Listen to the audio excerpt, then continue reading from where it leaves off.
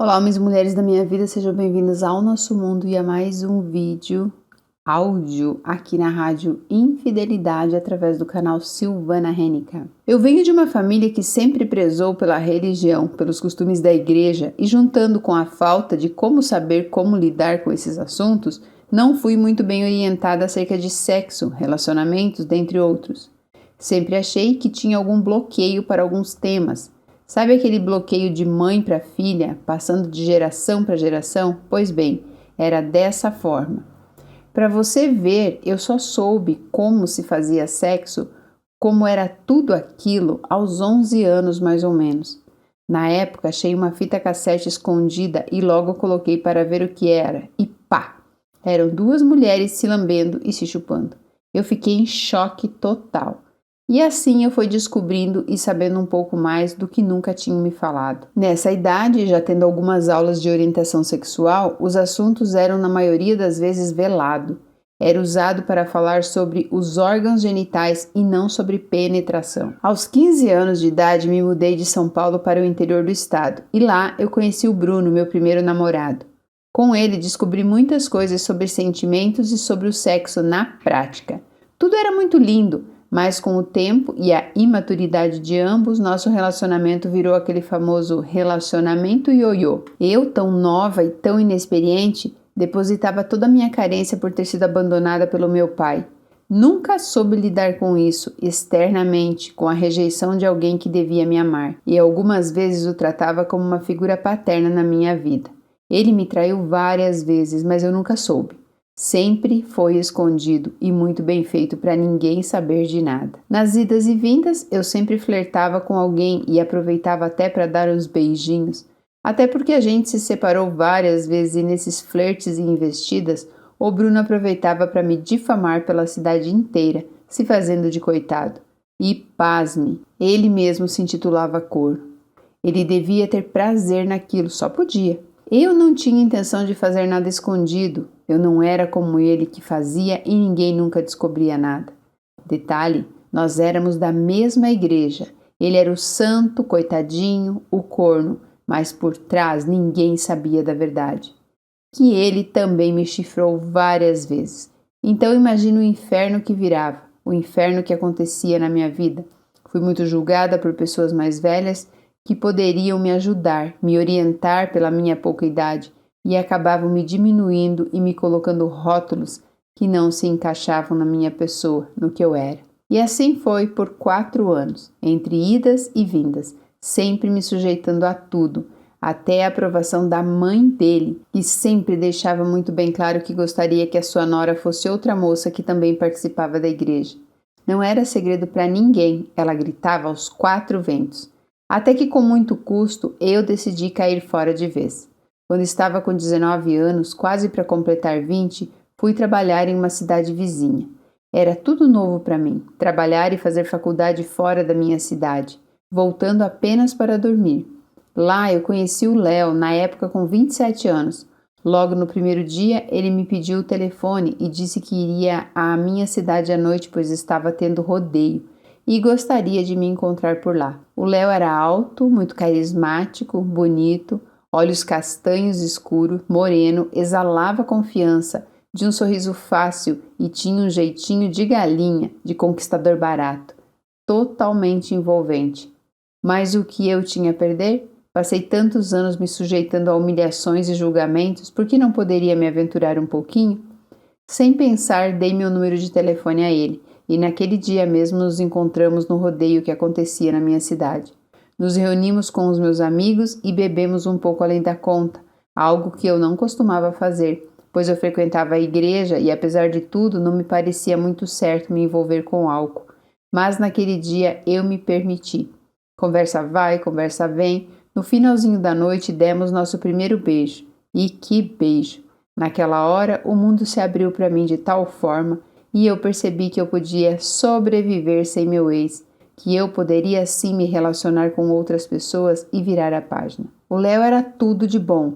Era aquele tipo de homem gostoso, gostoso de companhia, gostoso de farra, gostoso de papo, tudo que imaginar. Ele topava tudo, pelo menos era assim que eu o via.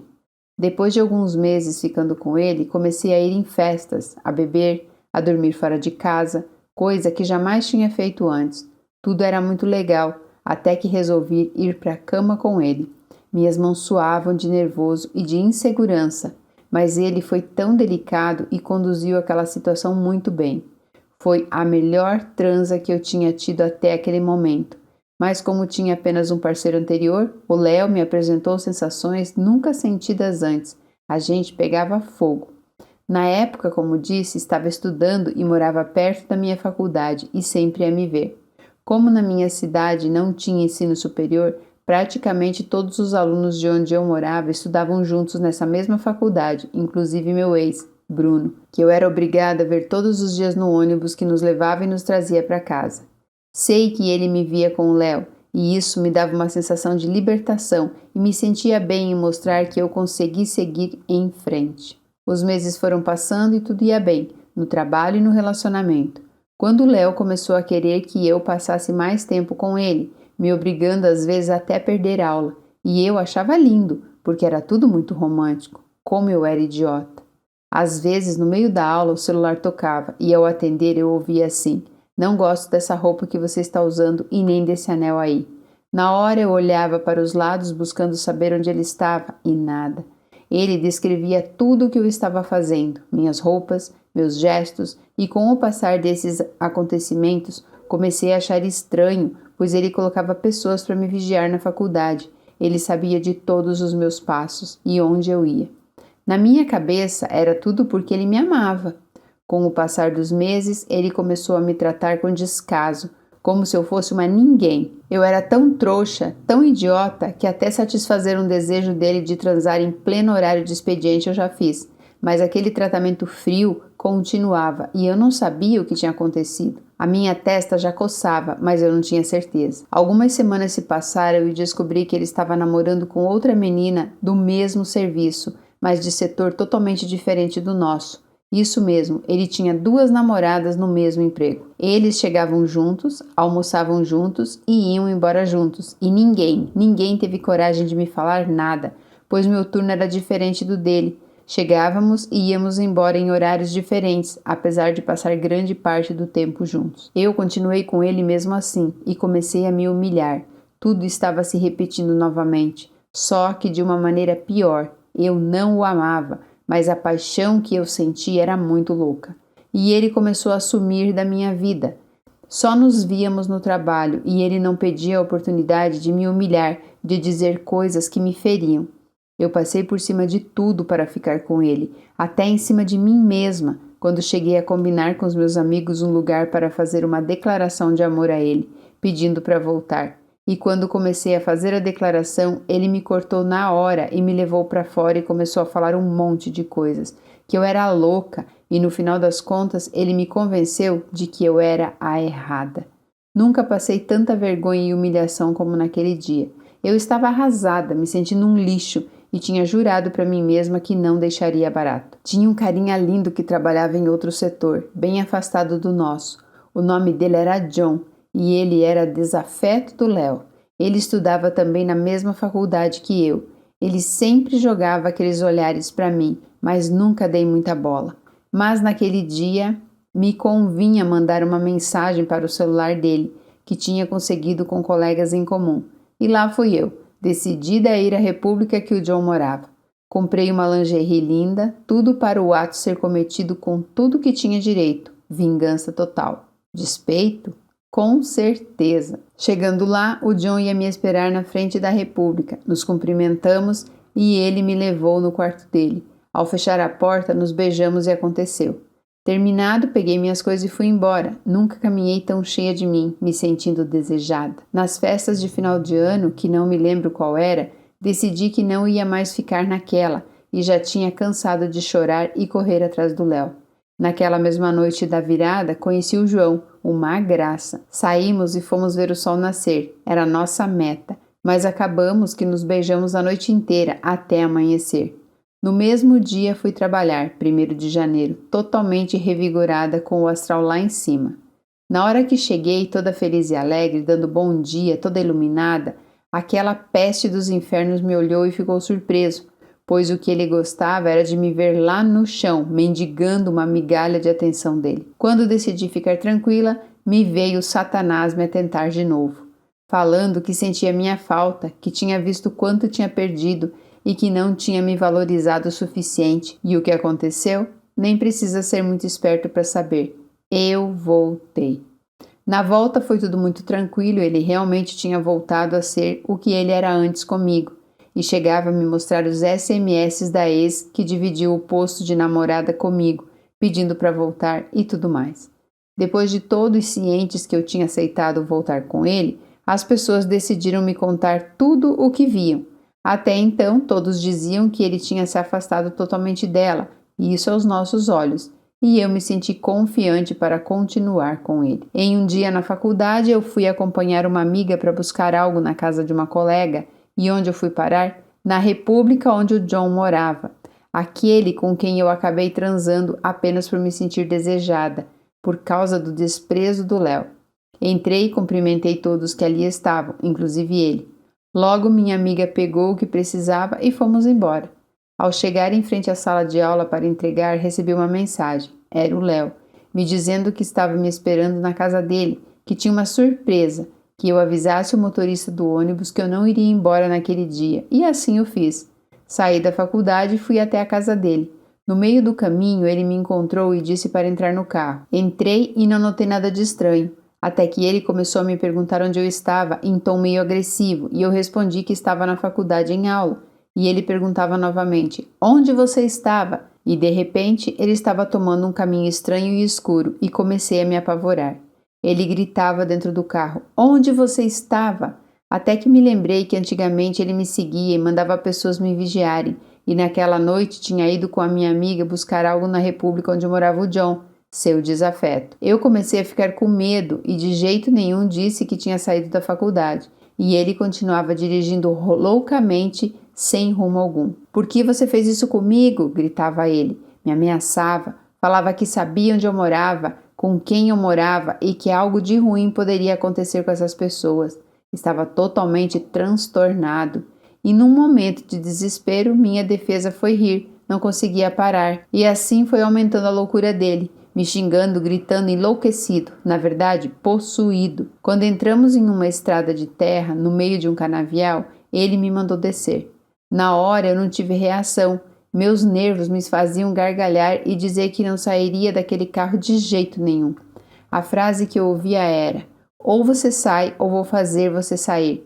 Ficamos uns 10 minutos dentro do carro, ele ameaçando me colocar para fora e eu dizendo que não sairia até que avistei um carro vindo na nossa direção e resolvi sair e pedir ajuda, pois apesar das risadas eu estava completamente desesperada. Mas ele sacou o que eu ia fazer e trancou as portas do carro e disse que eu não teria ajuda alguma para me livrar daquela situação. Eu me vi sem saída e comecei a pedir desculpas, que eu o amava. Não era o que eu queria dizer, mas eu estava querendo sobreviver àquilo, que ele era o amor da minha vida, que jamais eu poderia deixar ele, e assim ele foi se acalmando, chegando até chorar. Saímos daquele lugar e achei que tinha controlado a situação, inflando o ego dele. Quando voltamos para a cidade, ele simplesmente disse: estou com sede, se vira e paga alguma coisa para eu beber. Eu não tinha nenhum puto na carteira, até porque eu ia para casa, não estava com planos para ficar com ele naquele dia. Eu disse que não tinha nada, simplesmente ele respondeu: se vira. Eu ainda vi o ódio nos olhos dele e comecei a querer agradá-lo e fazer com que ele esquecesse tudo aquilo. Ele realmente queria que eu fosse pedir dinheiro na rua para poder comprar algo para ele beber. Depois de tanto enaltecê-lo, me humilhando, me rebaixando e nada comparado a ele, já estava muito tarde e já não havia ônibus para minha cidade. Acabou que fui para a casa dele. Eu me vi sem opção e preferi obedecer a ele naquele estado que ele estava do que sofrer algo mais. Chegando no quarto dele, ele deitou e eu deitei ainda em choque no outro lado da cama. Quando eu comecei a ouvir ele chorando e dizendo porque eu tinha feito aquilo com ele, ele soluçava. Eu fiquei imóvel e quase não consegui dormir direito, pensando em tudo o que tinha acontecido. Analisando hoje, foi uma loucura eu ter ido para a casa dele. Ele poderia ter me matado no meio da noite. No outro dia eu acordei e ele já tinha ido trabalhar. Eu levantei, peguei minhas coisas e fui andando até a rodoviária, que não era pertinho não. Daquele dia eu estava de folga. Como eu iria pegar um ônibus sem dinheiro, sem nada? Até que me lembrei da minha prima, que estava trabalhando no comércio daquela cidade. Depois de tanto andar debaixo de um sol terrível, eu consegui chegar até ela e contei tudo o que tinha acontecido. Naquela época não tinha WhatsApp, não tinha créditos no celular. Ela me ajudou, me deu dinheiro para pagar o ônibus e lá fui eu, remoendo tudo aquilo que tinha acontecido dentro da minha cabeça. No outro dia tive que ir trabalhar novamente e lá estava ele. Eu me sentindo tão mal e tão louca de ter passado por tudo aquilo e ainda ter que trabalhar junto com aquela pessoa. Caramba, ele tinha planejado tudo aquilo, me fez dispensar o ônibus na faculdade que me levaria para casa, me pegou no meio do caminho e se acontecesse alguma coisa comigo, ninguém teria visto ele comigo. Depois de um tempo, o qual não faltavam investidas dele novamente e pedidos de perdão, saí daquele emprego e conheci o que hoje é o meu marido. Ele ia na frente da minha faculdade e ficava me seguindo. Me fechava com o carro sempre que podia e me mandava avisar que sabia muito bem quem era meu novo namorado. Eu sabia do que ele era capaz, mas dessa vez não me deixei amedrontar, até que um dia ele desapareceu, graças a Deus. Olhando para toda essa história, eu ainda passo mal. Só eu sei o terror que foi naquela estrada de terra, no meio daquele canavial, naquela escuridão, mas eu preciso tirar isso de dentro de mim. Tentei resumir ao máximo tudo o que aconteceu. Eu era tão carente e tão sem amor próprio que eu aceitava tudo, tudo mesmo. Humilhação, julgamentos, abusos psicológicos, joguinhos. Eu fico perplexa de lembrar como me submetia a tudo aquilo, como eu me rebaixava a nível de ser um pedaço de lixo para aqueles homens. Eu agradeço a Deus por estar aqui viva e podendo contar a minha história e mostrar o que a minha desvalorização comigo mesma me trouxe como consequência. Nossa, que história longa, e saber que hoje em dia acontece muito isso ainda, só que muitas meninas não conseguem sobreviver. A gente sabe muito bem que tem muita mulher aí, como dizem, né? Acorda com a boca cheia de formiga, muitas apenas desaparecem. E tudo por quê? Porque a gente se mete com quem não deveria.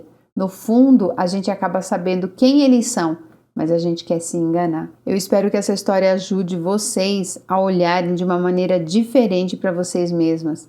E não correr esse tipo de risco, não vale a pena.